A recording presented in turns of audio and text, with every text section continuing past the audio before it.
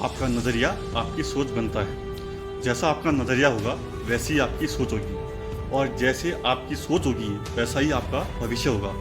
इसी चीज़ को लेकर आप क्या सोचते हैं वह आपके नज़रिए पर डिपेंड करता है। एक ही चीज़ को तो अलग अलग तरीक़ों से देखा जा सकता है। एक बार नारद मुनि ने श्री कृष्ण से पूछा कि प्रभु, आप हर चीज़ को पॉजिटिव तरीके से कैसे देखते हैं। नारद मुनि ने कहा, एक कुत्ता है जो कि नीचे नाली में पड़ा हुआ है और उस कुत्ते को खुजली की बीमारी है, तो आप उस कुत्ते में क्या पॉजिटिव देखते हैं।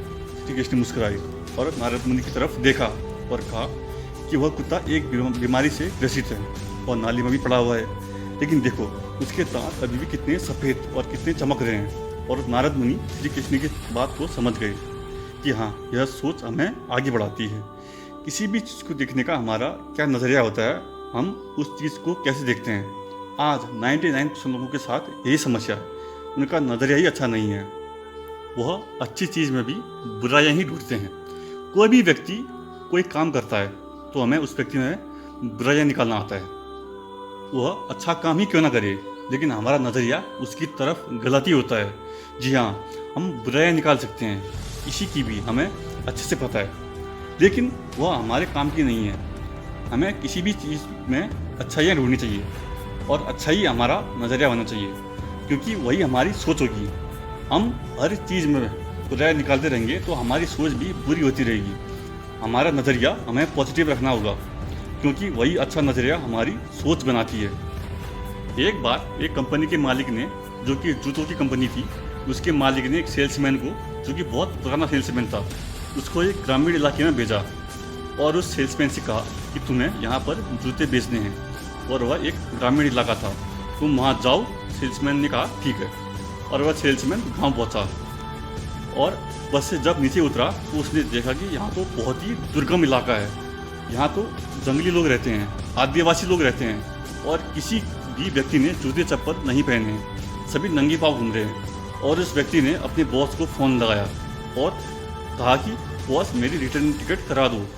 तो बॉस ने कहा कि क्यों, क्या हो गया। तो उस व्यक्ति ने कहा कि यहाँ पर किसी भी व्यक्ति ने जूता चप्पल पहना ही नहीं है, और यहाँ पर मैं जूते चप्पल कैसे बेचूंगा।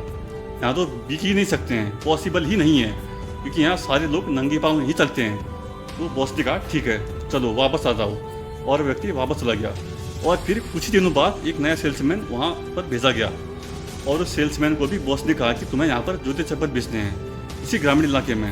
और वह सेल्समैन नया था, उसकी सोच भी नहीं थी, तो वह सेल्समैन गांव गया और बस से जब वह नीचे उतरा तो उसने देखा कि किसी भी व्यक्ति ने जूते चप्पल नहीं पहने हैं और सब वहाँ नंगे पाँव से चल रहे थे। तो उसने भी अपने बॉस को फ़ोन लगाया, तो बॉस ने सोचा कि यह भी वापस आने वाला है, लेकिन उस सेल्समैन ने बॉस से कहा कि बॉस, जितने भी हमारे पास जूते चप्पल हैं, जितने भी प्रोडक्ट पड़े हैं, सब भिजवा दो। बॉस ने आश्चर्य से कहा, क्यों, क्या हो गया। तो उस व्यक्ति ने कहा कि यहाँ किसी भी व्यक्ति ने जूता चप्पल नहीं पहना है, जितने हमारे पास जूते चप्पल हैं सब भिजवा दो, सबको पहनाएंगे। जी हाँ, दो व्यक्ति और दो अलग अलग सोच। एक व्यक्ति कह रहा था कि यहाँ पर कोई नहीं पहनता, इसलिए यहाँ पर बिक ही नहीं सकते, और दूसरा व्यक्ति वो कह रहा है कि यहाँ पर किसी ने भी जूते चप्पल पहने ही नहीं है, और वो कह रहा है कि सबको पहनाएंगे। और उस नए वाले सेल्समैन ने दो व्यक्तियों को जूते चप्पल फ्री में बांट दिए, और जिस इंसान ने कभी चप्पल पहनी ही नहीं है, अगर उसको चप्पल दे दी जाए तो उसको बहुत अच्छा लगेगा।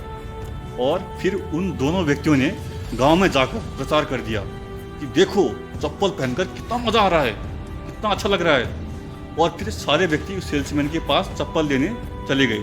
तो सेल्समैन ने कहा, अब इसके पैसे लगेंगे, चप्पल चाहिए तो पैसे देने पड़ेंगे। और इस प्रकार सारी चप्पलें बिक गई।